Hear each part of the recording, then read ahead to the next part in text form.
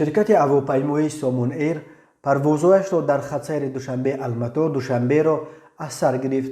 قزاقستان اینک پنجمین کشور است که تاجیکستان ارتباط هواییش را با آنها بعد پاندمی کرونا ویروس برقرار میکند.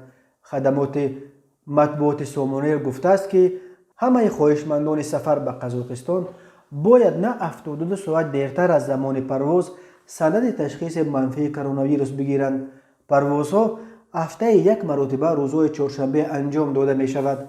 گفته می شود در اطلاعیه سامون ایر روز 14 مارس بعد قریب یک سال توقیف پروازها شرکت قزاقی ایر استنا نخستین پروازش در خطر الماتا دوشنبه الماتا را انجام داد. پروازهای بین کشورهای آسیای مرکزی ماه مارس سال 2020 در پس منظر پاندمی کرونا ویروس متوقف شده بود.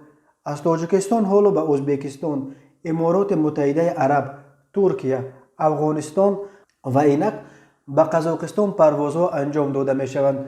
جانب تاجیکستان از تابستان سال 2020 تلاش دارد تا ارتباط هواییش با روسیه را برقرار کند، ولی مسکو تا امروز این پیشنهاد را نپذیرفته است.